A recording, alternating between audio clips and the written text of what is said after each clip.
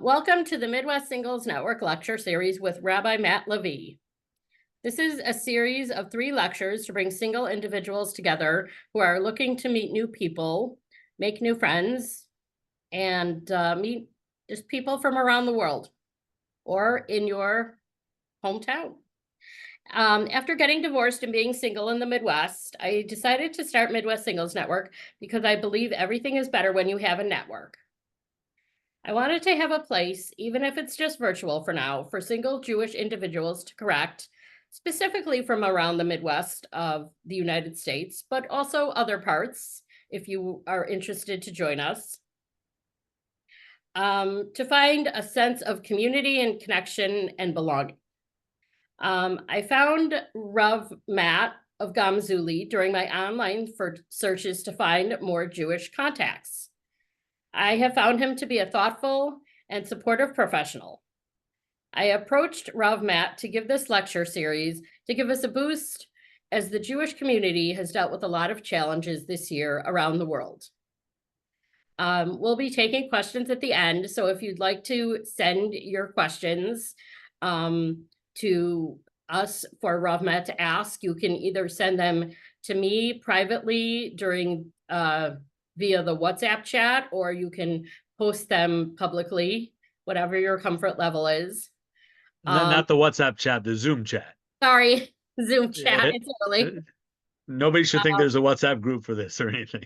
Thank you. No, the Zoom chat, privately or publicly, either way is good. And if you would like us to add your email address to either or both of the lists, either GamZuli or Midwest Singles Network, please post that in the chat with the name of the organization that you would like to be added to, or both, either GamZuli or Midwest Singles Network. And without any further ado, Rav Matt has so graciously agreed to join us on the end of his fast. So thank you, Rav Matt. Yeah, if my brain is not entirely there, you'll understand it's because I haven't been eating for a little while now. But God willing, will go well. First and foremost, I just want to thank everybody for coming. It's always such a pleasure. I do want to encourage, if you feel comfortable, to show your video. It's always much easier, much nicer from my perspective to speak to faces that are animated and move around as opposed to just names. Pictures are better than not. So if you can upload a picture and you don't want to show your face, that okay, good. That gives me at least something. But I definitely understand everybody's coming from different places and in different stuff. And if you're driving or whatnot, all good. So fine. I do want to say that this this talk will be in part to alleviate neshama of actually one of our dear friends here at GamZuli for his father who's passed away recently, Shlomo David ben Aram Yitzchak. So our learning should be for him, and I'll actually mention this. It should also be for you, Hulda Yocheved Bar Chaim, she was my mother, and I will probably touch upon that as that is a point of where I relate to grief on a very personal level. So fine. Just to give a quick overview of what we're trying to do is I'm reminiscent of the Masal Shisharim, the Path of the Just, who starts off saying, I'm not going to tell you anything that you don't know, just things that maybe you've forgotten, and then he goes on to tell us many things that we don't know, or I'll speak for myself. But I really mean it when I say I'm really not going to tell us that much that we don't know. Really, this is, I think, just a space that I'm trying to create for this time right now, not necessarily like specifically to singles. This is really, I mean, although this is the audience that I'm putting this out to, this is really just, we're talking about grief and hopefully reaching to consolement. And really that's because today specifically is Tzom Gedaliah, and we'll get into what the Fast of Gedaliah and who Gedaliah was and what's going on with that. But also that tomorrow is October 7th, and that will mark 1 year since the massacre that happened to the Jewish people. And I don't need to make it dramatic. We're all familiar with it, but to think that the greatest massacre of Jewish lives since the Holocaust happened in the land of Israel. That's something that we should maybe at least give time to reflect, and so we're finding that space to do that today. So I'm going to speak about grief. I'm going to speak about Tzom Gedaliah. I'm going to talk about October 7th, and then I'm going to open this up, as it were. So I'll start with this.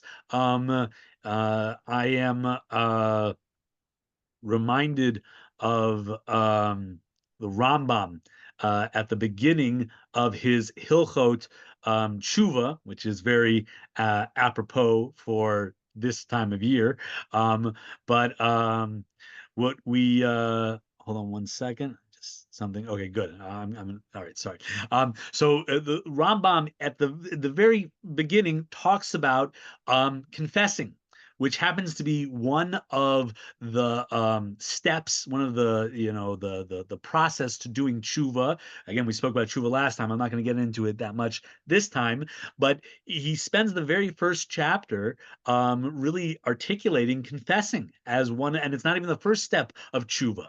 And when you speak things out, oftentimes it can help alleviate senses of stress. I'm reminded, and I'm just going to read this inside, but this is the Rav, and when I say the Rav, you'll hear this, but I learned at Yeshiva University, so when I say the Rav, I mean Rav Joseph Soloveitchik.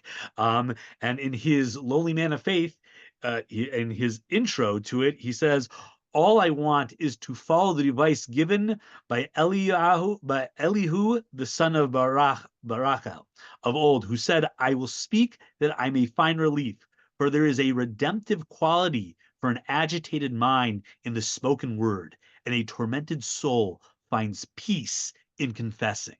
So just having a space to be able to maybe express feelings that are agitating us. In so doing, maybe, we can find a certain level of comfort and therapy, and just give us a place to be able to express those feelings. With that kind of intro in mind, let's talk about grief. And so uh, I'll say like this, like, who am I to speak about grief? Well, I'll mention some personal anecdotes as we go on. But a lot of my training, as it were, and this speaks to Yeshiva University, this is not a plug for YU or anything like that, but in the rabbinic training, I had a lot of pastoral counseling. And so some of that pastoral counseling, I had a bereavement and grief class, and I got to actually learn from Dr. Norman Blumenthal, who is a name within the Jewish world, and has son of Holocaust survivors, and speaks and does therapy in this field. So a lot of these ideas and my knowledge comes directly from him. So all right, fine, just to put that out there. In the class that I gave, that I was a part of, one of the things that we did is Dr. Blumenthal actually brought in individuals. I think we had about 7 different people who had experienced different type of bereavement, loss, throughout their life. Somebody who lost a sibling, somebody who lost a parent, somebody who lost a child at a very early stage. What the last couple that was brought in was actually a family, Jewish family, who their son had committed suicide. And just kind of like unpacking that was very intensive, as you can imagine. And certainly just the amount of chizuk and the amount of just insight that a couple could relay was very eye-opening. It was the first time that I kind of really looked at suicide as a disease, as somebody catches a cold, obviously not everything is a disease that you can just catch, and there may be natural dispositions and whatnot. But the way that they spoke about suicide and the mental illness that their son had faced, it really just put things in a different perspective. One of the things the mother mentioned was, and she was talking about the grief, was that she referred to it as a mosaic. If you can imagine, a mosaic is something where there are, all these little broken pieces of maybe it's pottery or other, colors and whatnot, and they're all cracked in between, but it puts together to make a picture, often a very beautiful picture.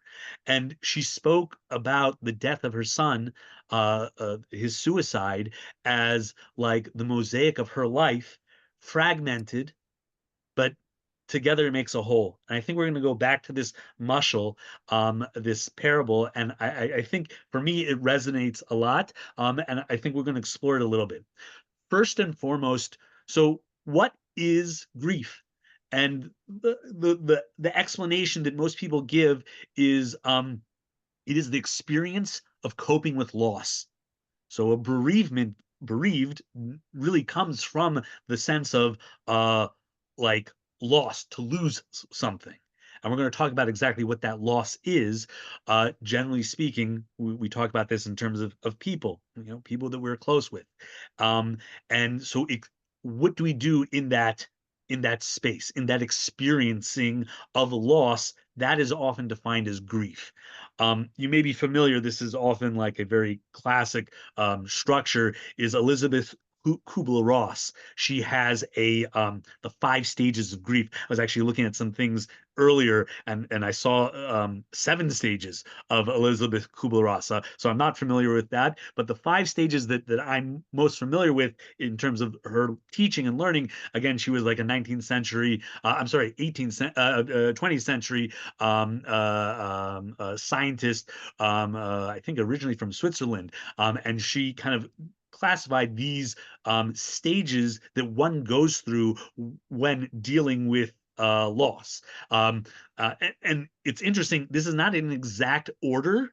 And oftentimes people will bounce around from different places. So they may be in one stage and then they'll move to another. Oftentimes the first one is denial. Something's lost. No, that didn't happen. He's still here. She's still here. That couldn't have happened. I don't believe it. Right? In a certain way, that's denial. And there's, should just even take a step back. There are varying levels for each one of these. So some people can be in utter denial, like, no, I still set a plate for this person at my dinner table. And there can be, lesser levels of denial. So there's not like a one shoe fits all. This is very, different things. So denial, that is one of the stages. Bargaining, right? Well, hey, let me make a deal with you. God, let me bring them back for just like a little bit or something. So bargaining is considered one of the things. Anger is another one. And I think we can kind of understand that. People can be very angry with this situation. Depression is generally the fourth one, as it's done. And then lastly, there's a level of acceptance. And again, like with these 5 stages, people can oscillate between all of them. And it's not necessarily that you're stuck in one and then you'll move to the next one.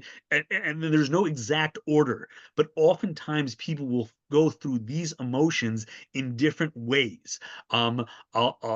Personally, when my mother was Nifteris, my mother died about 2.5 years ago. So, I remember, it was probably, I would often talk with my mother. I'll just say a little bit about her. And she was a very educated individual. She got a PhD from University of California in Berkeley, with a PhD in sociology. And so I would often speak to her, and she would have such insights about how people operate and think. And I can't, within the next 6 months after my mother's death, there was many times where I picked up my phone, literally about to call her because I wanted to ask her insight about something. And I was like almost mid dial when I realized I can't do that. That's not going to go anywhere. And, maybe was that denial? Was that just me not being used to the whole thing? Okay, let the therapist speak it out. I'm not sure, but that is definitely, like, hey, how do we relate to this loss? Oh, not realizing it. There's a story in the Gemara when Rava's students, after his death, they're sitting by a river, and they want to. I forget the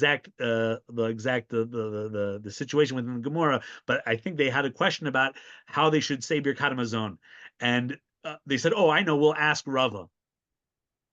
Rava died, so it was like, and then it kind of like it sat in the way the Gemara speaks about it is their depression like came on like to a second level. It was almost like, oh my gosh, we thought it was bad. No, no, no. Who's going to answer our questions now that we have various questions? So there are, varying levels of how these different uh you know processes of grief can manifest and take hold. So okay, good. Those are the five stages.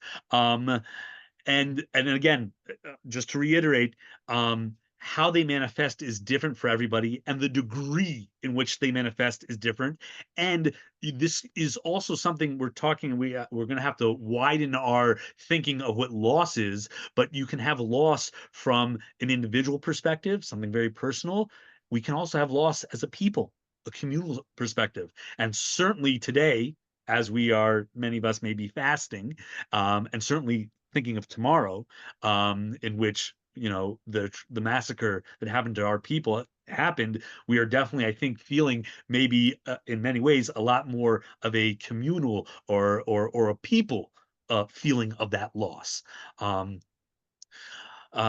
So fine, just the moment, just to that thinking of varying levels of feelings and intensities of emotions throughout this process. So Viktor Frankl, in his book Man's Search for Meaning, right? Viktor Frankl was a Holocaust survivor, also a scientist, and anthropologist, and his quote, which is very popular, highly used. Whenever a rabbi says there's a popular quote, it just means he looked it up earlier that day. So it means, he says that an abnormal reaction to an abnormal situation is normal. So the loss of somebody, that is often, thank God, an abnormal situation, right? So an abnormal reaction to an abnormal situation is normal.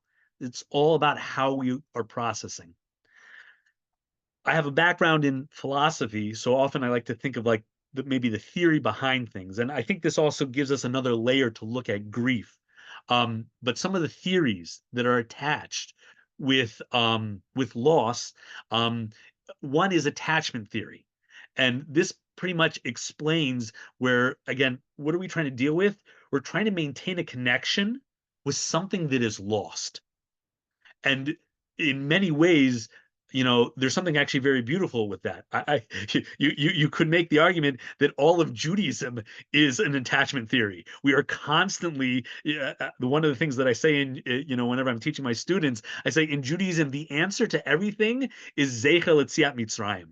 I'll take a quick step back. When I was a freshman in high school, so one of the processes within biology is ATP, which is a glucose of whatnot, and it gives energy to almost everything. It's a type of sugar, if I'm not mistaken. You'll forgive me, my freshman year of high school is not so strong in my head, and certainly biology, I was not one of my stronger. I was better with physics. But the answer to everything was ATP. And I remember writing on the test, ATP. If there was an answer that could be ATP, or I could stick it in there, and I always got credit. If I put in ATP, I did good. So too in Judaism, the answer to everything is Zecha L'Tziat Mitzrayim, remembering the Exodus of Egypt. I don't know if you were paying attention over Rosh Hashanah, but literally during the Amidah, we say we're blowing shofar, Zecha L'Tziat Mitzrayim. You say Kiddush, Zeichel Yetziat Mitzrayim. Yom Kippur is going to come up, and right, it's on Shabbos, and we're going to see in our liturgy we say Zeichel Yetziat Mitzrayim.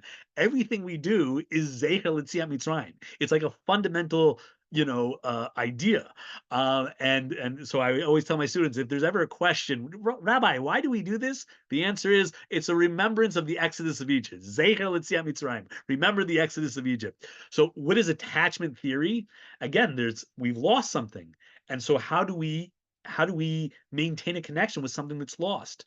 We think about it, we talk about it, we bring it up, and that's what we do, every day. It's a mitzvah every day to remember the Exodus of Egypt, whether you say it in Shema or you verbally, you express it verbally. Everything is Zeichel. Okay, so this concept, so attachment theory within the bounds of grief is very much, how do I maintain a connection with something that's lost? Okay, that's one theory. I'm only going to give two more theories, just to kind of whatever give us. But again, I think this will give us a little bit of a bigger picture and see, what are we trying to do here? What is this? What are we doing when we feel grief? What are we trying to do on a communal level when I'm trying to experience something that's happened? And I'll just even take a moment. That's what we're all doing here. The fact that everybody has come and taken time to be a part of this. Hopefully I'm coherent and giving over a nice idea. But even more than that, forget that. We all came together.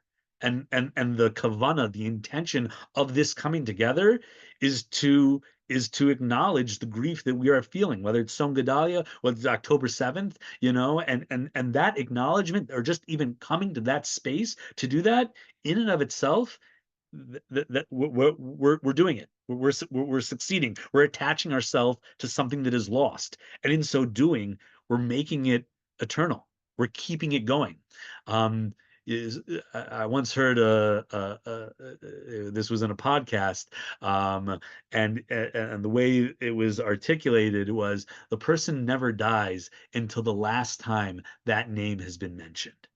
That's kind of an interesting thing. The last time that your name is mentioned, or one's name or someone's name is mentioned, that's when the person really dies. And so too, we think about it when we say things, when we say, "Oh, my dad used to do this, my grandfather used to do this, my great grandfather used to do this." I'm keeping them alive, but how far does that go? My father was doing some gravial restoration, and he was talking to the curator of the, I don't know, the curator is the undertaker. I don't know what the term was of the person who watches over the graveyard, but he said to him, about after 50 years, most graveyards get into a little bit of a disrepair if there's nobody watching it, because people stop visiting. And it's just kind of interesting, like think about it for yourselves. You guys can all do this right now. Do you know where your grandparents are buried? How often do you visit them? Do you know where your great grandparents are buried? How often do you visit them? I don't even think I have to say great great grandparents. So you can just imagine, like, how much longer. Again, all of this is, how do we maintain a connection with someone who's lost? To give another approach to this, another theory, and I mentioned my mother was a background in sociology, so I feel like I am compelled to share the sociological theory behind grief, which is, it's in exploring the concept of losing others, equating that loss to something that you've lost in yourself. So really, the loss of somebody else, what you're really doing, and again, is this what's happening? No, this is just an approach. And, some people may, feel this more compelling than others, but you're really mourning the loss of a sense of self.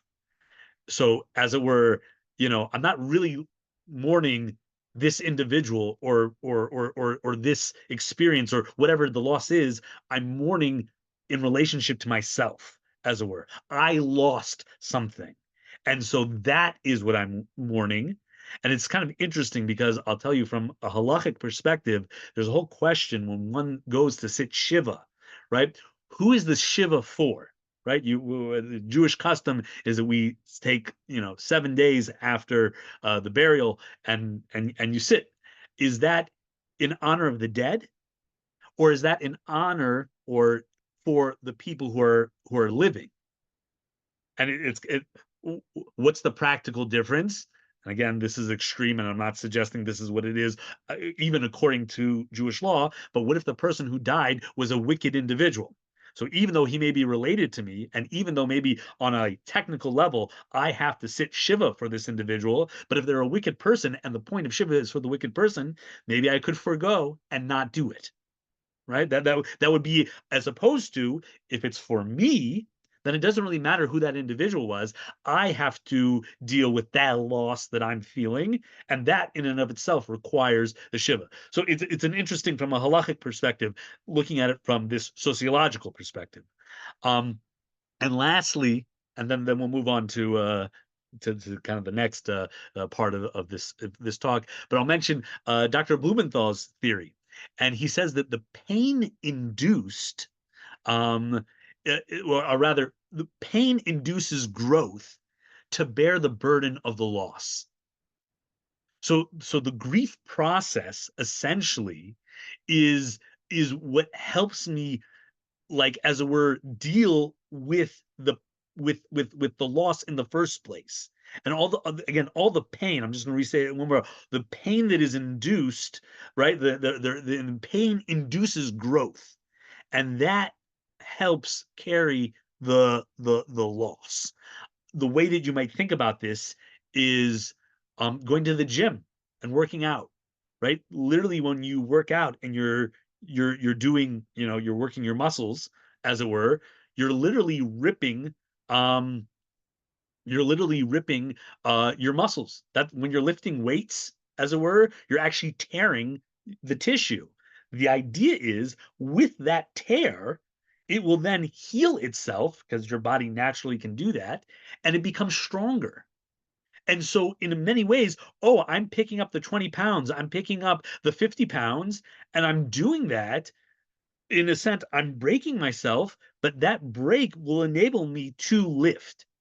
And so in many ways, as it were, the pain, grief, what I feel is essentially that I it's enabling me to bear the burden of the loss that I'm having.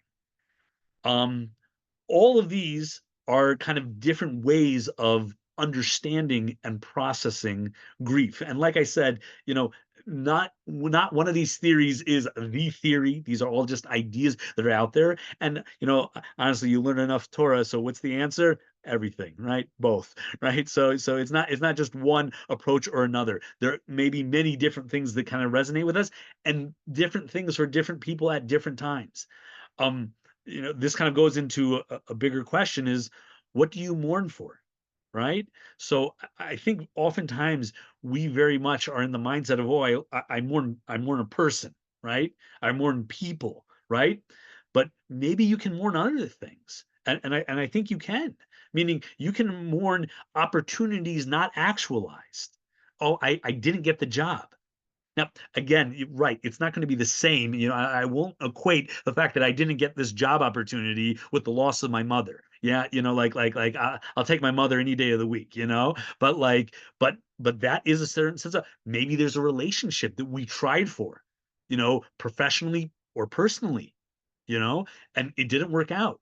There's a certain level of mourning because there was a loss in that. Maybe it can come back. Maybe it can be fixed. Okay, yes, these are all possibilities. Uh, you know, uh, I lived in Washington Heights for a long time, and for the majority of that time, I did not have a car. But there was a small time, about 2 months, where I did have a car. Getting a parking spot in Washington Heights is probably the most difficult thing. Like, if you want to ask me, like, would you prefer to study for some, like, LSTAT that you've never, seen, or would you prefer to get like a bechina from like some of the top rabbis on ribis, which is a intense halachic, interests and business loans and whatnot. I might choose that over having to find a parking spot in Washington Heights. All right. Okay, I'm being facetious here, but I remember one time I had my car parked. I quickly had an errand to run, and I couldn't get my spot back. Somebody else had taken it. I don't think that loss was the same loss as grief, but maybe even in a physical the space, we also experience loss. And with that idea, let's kind of expand that. You know, we mourned the temple. And in many ways, let's kind of bring this to Tzom Gedaliah here today. And it's very interesting what's going on with Tzom Gedaliah. We'll open it up even more. But we Tzom Gedaliah is coming off of the loss of the temple. So I'll say like this: let's explore this, and let's talk about the story of Tzom Gedaliah, because I'll tell you, in my small tenure as a rabbi, um, the amount of times people have said, "What happened on this day? What's the story?" So like, I'm going to give it over, and I'll tell you, if you're curious, honestly, look in Yirmiyahu Mem Aleph, Jeremiah 41. That's really our main source for the story of Gedaliah and who he was and what exactly happened. So if you want to see it's straight out of the Tanakh. The Gemara expounds on it, but essentially, in the aftermath of in the aftermath of the first temple's destruction, Nebuchadnezzar, who was the king of Bavel, comes in and he destroys the temple. Now, what he did was he went back to Bavel, and he took most of the influential people. Matter of fact, this is actually how many conquerors conquer. What they do is they come in, they'll destroy the people in power, the royalty. He'll enslave the most dominant people, and then he'll bring them with him, and he'll leave whoever the lesser people are to kind of like uphold what's going on, and they kind of become a vassal to his empire, to the conqueror's empire, and that way he's able to kind of, on a certain level, maintain control, but specifically with somebody who he's handpicked.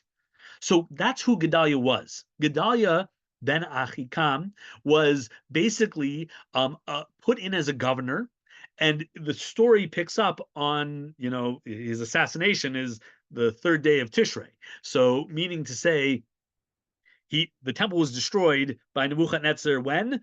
Well, Tisha B'Av. So Gedaliah has not been in power for maybe 4 months. No, it can't even be 4 months. From 2 months. From Tisha B'Av to for a month and a bit. Really. Maybe it was. We don't have an exact time frame. That's probably as short as it could be. It doesn't seem like he was there for a long time. I don't think it was years that he was in power. What happens? There is a certain individual.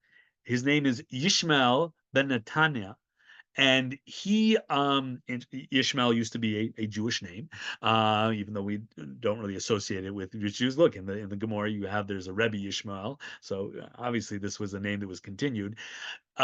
He had lineage from the Davidic line, and so he wanted some power, as it were, and he thought, "Who's this Gedaliah figure? I don't care that Nebuchadnezzar has put him in. I want to take power to myself." He was coming from a bit of a background. He had some people with him, and essentially, Gedaliah gets forewarned about Yishmael coming, and Gedaliah does not pay attention to the warning about Ishmael, and instead he invites him in. He actually invites him in at a time where he does not have much to protect him. His commander, who was a guy named Yochanan, was out and was not there, like kind of as we're fortifying. I believe they were in. Oh yeah, I'm forgetting where it was in Tanakh, because they weren't in Yerushalayim. Look in Yirmiyahu. It says where it is. I won't take the time to go through it. I think it was around Mitzpeh. That for some reason that's what's in my head. So, anyways, and this was Rosh Hashanah. So he invites these people in, and what happens after Rosh Hashanah? Yishmael kills him. He slaughters him, assassinates Gedaliah, and on top of that, more people come after that to pay homage to Gedaliah. They're killed on top of that. Eventually, Yochanan comes back, and it sounds like Ishmael and the people who you're with end up fleeing to Egypt, and a lot of people go to Egypt afterwards. So what's happened here? That's pretty much the story. The way the Tanakh extrapolates this, and the way the Gemara kind of like opens this up even more, is on one hand, Gedaliah didn't do any of his shtadlus. He didn't heed the warning signs, and so the death not only of himself, but the people that came after him. The way it's used is it's in the hands of Gedaliah, Bayad Gedaliah, and that becomes like, wow, this person's this not only did this person was he murdered, but he was murdered, and he caused the murder of others. And it's interesting that even though Yishmael actually murdered the people, the Tanakh refers to it as Gedaliah having killed them, which is kind of this like, oh my gosh, look how the Torah views this. On top of that, we see that we're mourning an individual. We call this Tzom Gedaliah. Now, what that kind of does is, again, we're used to that mindset. But where were the Jews coming from? They just lost the temple. So in many ways, this was a recalibration of how we looked at mourning.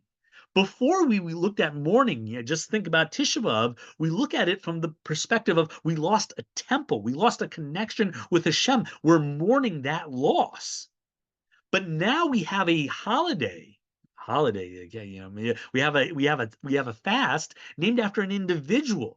So there's a recalibration to how we look at grief. And the truth is, we're actually stuck in that mindset. And I don't mean stuck in a bad way, but when we think about grief, oftentimes we think about grief from an individual died, a great rabbi died, my great grandfather died, my whomever, my mother died. I think about that, and that's a very individual perspective. But in many ways, an initial Jewish way of looking at mourning is of a place. And I'll just say parenthetically, I mentioned this at the very beginning, when we think about October 7th, yes, Jews were killed and murdered, massacred, 1,000, whatever. Forgive me with 100, 1,400. But meaning to say, there's also a part of me that says that happened in Israel. This happened in our land. Like that's also, like something that really pulls at me. It's like, I'll say it like this, if you're chas v'shalom, it should never happen. But okay, let it happen in another country. In Israel, aren't we supposed to be protected here? Don't we have a defense force? Like what happened? And that, again, I don't mean to take away from the fact that over 1,000 Jews were murdered. And not just Jews, but mean to say it happened in our land. And I think that's something that is kind of often overlooked. And I'm just pointing out the story of Tzom Gedaliah is very much a transition to where we are now, but it's coming from a place of we were mourning the temple. Now we're mourning an individual. Now, the last thing that I want to mention about Tzom Gedaliah is, when did it happen? It's the day after Rosh Hashanah. Rosh Hashanah was, there's actually a question whether or not Rosh Hashanah was once 1 day or 2 days. Okay, from the Torah, it seems like it was 1 day, but all right, 2 days. Let's assume there was 2 days. But right after Rosh Hashanah, we just declared God is king. We just blew the sound of the shofar. Yishmael was there. And God is king. And the next day, he assassinates somebody? A Jew? A Jew on Jew crime? Like I can't, there's stories about when the state of Israel was trying to be taken, with the Irgun and the Palmach. There was often fractions. Again, these were two Jewish groups, but they would fight with each other, and often it would lead to death. And it's like you hear about these things, and it's like, again, Nazis can kill Jews. That's an awful thing. They're Nazis. Jews killing Jews? Ribono Shalom. How could that be? I've heard a story about in the Revolutionary War, the Confederates and the were fighting the Union, and there was a man who was about to kill another man, and the one who was about to die, I don't know which one was the Confederate, which one was on the Union, but he says Shema Yisrael, and the guy says, "Whoa, I came to fight, but not to kill my brothers." He was also a Jew. So the fact that what are we representing here? Why are we fasting here? Why are we recognizing this as a day? Is because of a Jew could do this to another Jew. That we should really get choked up from such a thing. So so all of that hopefully gives us a little bit of a better perspective of what kind of like Tzom Gedaliah is and what it's about. Again, we have this transition from this. Again, we can't relate to it, but this time of being from a temple mourning, moving it to an individual who we're now mourning for. And again, on a political level, you can imagine what Nebuchadnezzar thought. Oh my gosh, the Jews are rebelling. I just destroyed their temple. I put in a guy in their place, Gedaliah, and now they kill him. It only exacerbates the situation. Nebuchadnezzar would only want to come, that much more and lay siege to the Jews, even further. So again, I'm just trying to kind of like really paint that picture of what was happening with Tzom Gedaliah. Okay. So good. Um, uh, let's see. Forgive me. I'm just giving me a moment to see where I'm at. What else that I want to bring in to this? Okay. So fine. Then I mentioned it, but now I'll give it a little bit more space. That tomorrow's October 7th.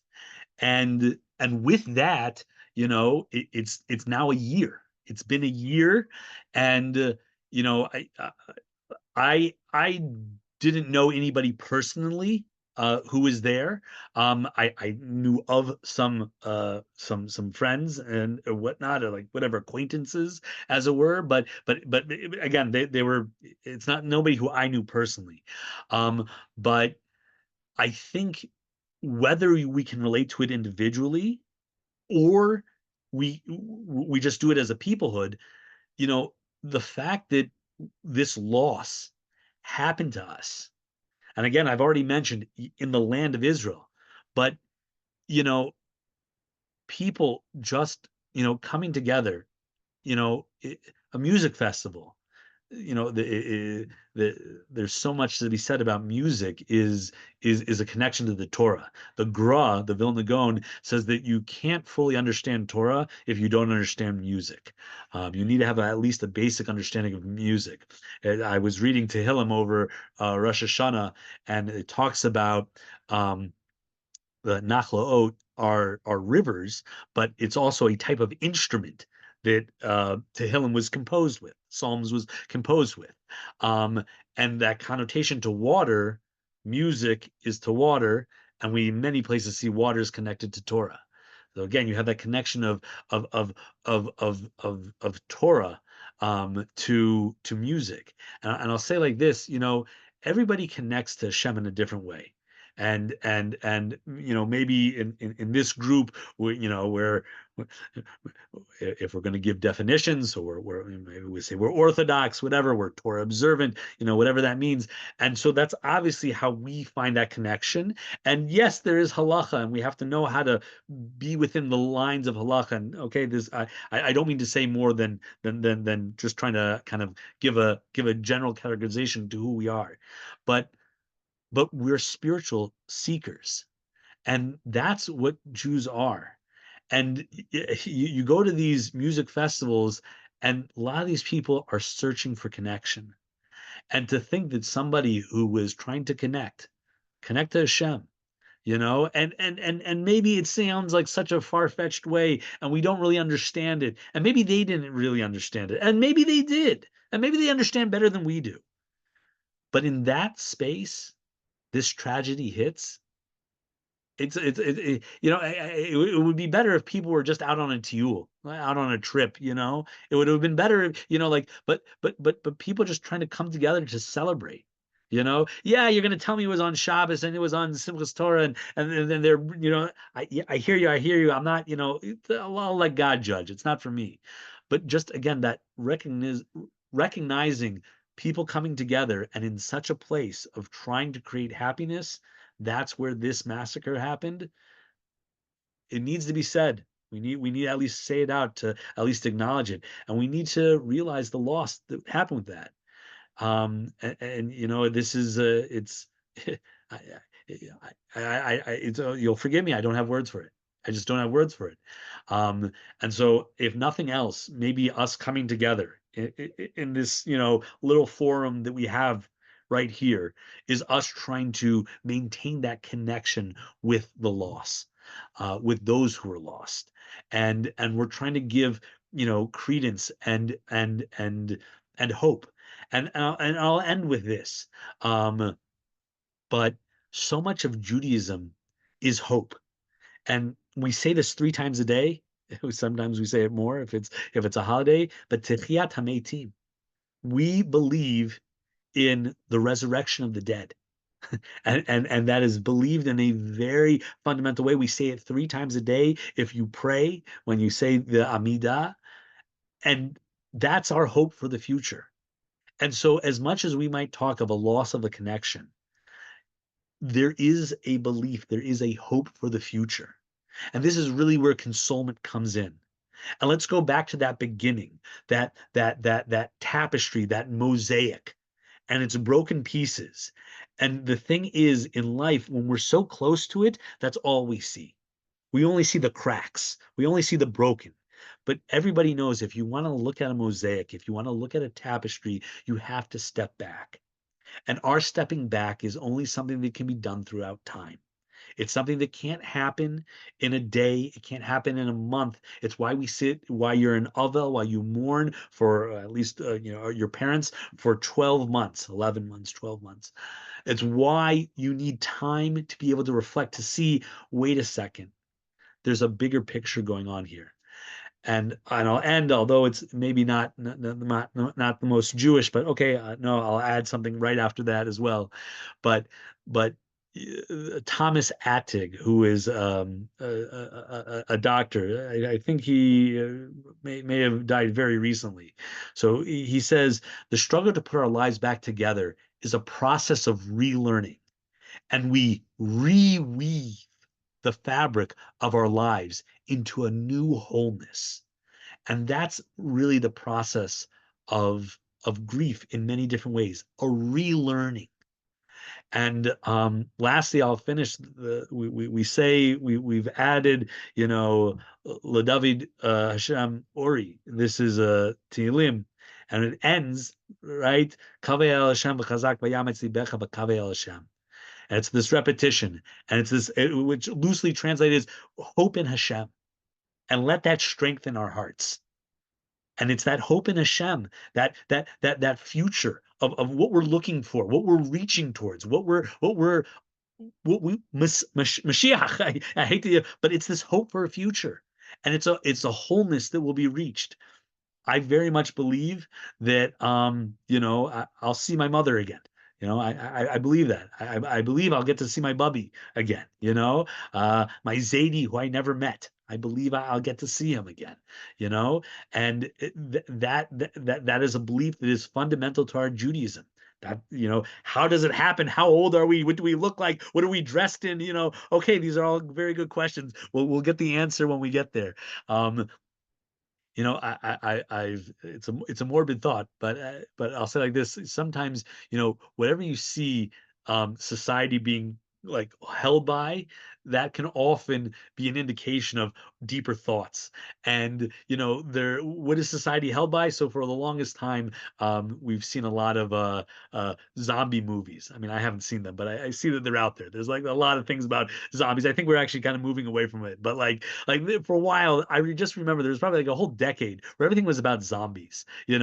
And in one way, I think that might mean that, well, we're all just stupid and we just follow. I'll do whatever I do. do, right? But I think there's also a deeper sense of spiritualness saying, no, there's going to be a resurrection of the dead. I don't think it's going to be like a zombie apocalypse. I think it's going to be a lot more beautiful and a lot more spiritual. And I just give us all chizuk, give us all. I say this to myself as much as anybody else, that coming here is our wanting to hold on to something that is lost, and as much as we can do that in any way that we can in this forum right here, God willing, we've done it. When we started, I mentioned this is in for the name of somebody who has passed away, and in so doing, we're maintaining a connection to those who have passed away. Guys, I want to thank everybody for your time. I really appreciate you all making times to be here. I'm happy to have some questions. If people have, I think maybe the best thing to do is to write in the chat. I just not sure if maybe if you can't, I understand if you're driving, so that might be a little bit more difficult. But try to put it in the chat if you can, and Wendy will share it, or I can even read it myself. And in the meantime, hopefully we have our people on it. We'll unmute you because it's been set up that way until now. Again, thank you, everybody. Really appreciate your time and energy. I'll be here for a little bit longer answering any questions. I have a question, Rav Matt. Please. So you were talking a lot about maintaining a connection. And unfortunately, you also brought up a very important point that this happened in Israel, where we're supposed to be able to go to be safe if it's not safe in the rest of the world. So how do we maintain a connection when we feel a complete loss of a sense of security, whether or not that sense of security was real or imagined or somewhere in between? So I'll say like this. You're asking a rabbi. It's all Hashem. It's all God. And what do I mean by that? Um, you know, if you were to ask me what's going to kill the most amount of Jews, we shouldn't think things like this, but a bunch of um, guys from living in tunnels, hang gliding into Israel with some machine guns, or Iran shooting 200, maybe it was 180 missiles. What's going to do more damage to the Jewish people?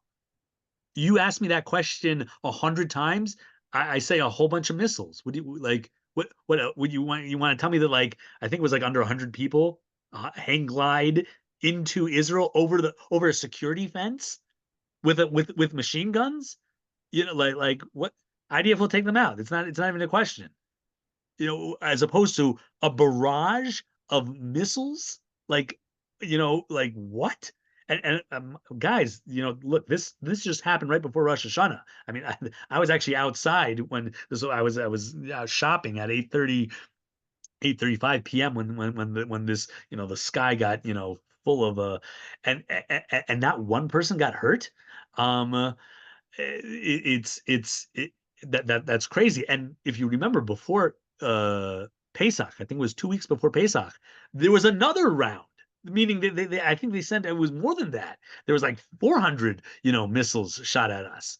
So it's like, I definitely understand, how can I feel secure when this is the reality. At the same time, this is all the hand of God. I believe that to the core of my soul.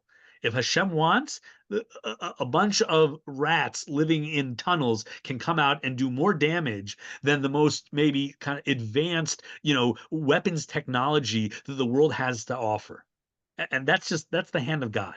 If God wants a bunch of the Hamas to succeed and accomplish their goals, we can't. It doesn't matter what we have. And at the same time, if you could have the most advanced weapon technology, but it won't be able to do anything. That's the hand of God, like so. Just trying to see if I can get us to here. You know what? I think I can. Someone Maybe. was asking if they could unmute themselves. Yeah, here. Okay, I think everybody can now. If you unmute yourself, you should be able to. Yeah? Is that, yeah, Elliot, did you want to ask something? Yeah. Yeah, okay. Okay. Yeah, sure. Thanks so much. And yeah, I am in America, but to answer your question from like an hour ago for Okay, fine. until after Sukkot. Yeah. I had a couple like comments. You mentioned bargaining. My understanding, and I could be wrong, I thought it was something a little different. I thought it was more like sort of going back in time in your head and thinking like, oh, what could I have done differently to prevent that from happening? Or if I had, spent more time with that person, or if I had saved them, whatever. And I'll say like personally, I definitely experienced that after October 7th in the past year. It doesn't make any sense. Like, like why would we do this? But I guess it's to try and make some sense of it, that I would think like I remembered exactly where I was the night before. And I was at some like weird meal, like some potluck meal I was at, and I was walking back with a friend, and it was just kind of funny, and we were joking around and talking. And I was like, what if I somehow like knew right then what was going to happen? Like, what would I have done? Like, how could I even get to the south? And like, I don't have my car. I don't have a car. Like, what, my phone. Like, and it's like, why do we even have these thoughts? And I guess it's like to sort of make some sense of things that don't make any sense. And maybe part of that's productive to like learn for the future in case there is something you could have done. But I don't know if that's. I just wanted to mention that. But I also had a what you mentioned about the people being forgotten, or your great great grandfather eventually, they only really die once their name stops being mentioned. So that I'll share, my father actually passed away when I was young, of cancer. And it's every Yorkshire I relate to it a little differently. And there's been some years and some tougher times where I've had that fear that like maybe he's being forgotten. His family's not so good at keeping in touch with each other and with us and whatever. And still trying to keep his memory alive. But one thing I sort of realize is like, and people have pointed this out to me, is that like it doesn't have to be just the person's name and their specific story and their life that everyone has to remember forever, because that's not realistic, right? But it's what they did and what they lived for, and the traits that you have that you got from them, or the reason you remember them, and then what you did in your life or what someone else did. So like that's it's sort of like Billy Joel. We didn't start the fire like of history. It's just that we're keeping it turning. So like the person who had friends and affected people and people they care about like that, like in a way you sort of never die, meaning unless you just live for yourself and really no one cared about you, like the fact that you affected people probably did a lot of meaningful things in your life, like that keeps you going. And then also like I had an insight, like I don't know, last year or something, in like Parshat Noach, when it just listing all the generations of people between Noach and Abraham, and it's just like they lived however many years, and they had sons and daughters, and they died. And I'm like, why are we mentioning that? Like, why are we mentioning their names? And like, why are we like, who cares? And I think maybe like that's the in a way, like, okay, they weren't Noach, they weren't Abraham, they weren't people who were able to like bring the world to its a place that it was supposed to get to, but like they did their part. Like they did something. They had kids, and even if you don't have kids, like you can have friends and people who you affect in that way. And like in that sense, that maybe could bring us some comfort that people we lose who we feel like they could have done so much more, like we can still keep them alive in that way. Elliot, I agree with everything you just said. Beautiful. From the bargaining, and you're right. Just the bargaining is so many different ways, meaning, and denial is so many different ways. And it sounds like a lot of what you were saying was denial in my mind. But maybe it is bargaining, and for everybody it's different, and 100%. And I like what you just said. Yeah, you know what? The last time they say your name, that's the last time. No, not just your name, your characteristics, your personality, your same, the same, like I don't know, Weltanschauung, whatever, like all of that can be like perpetuated. And yes, I think that's absolutely true. Far be it from me to tell you that no, it stops with the name or whatever it is. Rav Kook in a lot of his writings talks about the soul of Avraham, Nishmat Avraham, and Nishmat Avraham is something the Jewish people have. And what does it mean? And maybe it means this a giving spirit, whatever it is. But it's like, we don't have to know who Abraham was to know that we have that's still alive. And so yes, I 100% agree with what you said.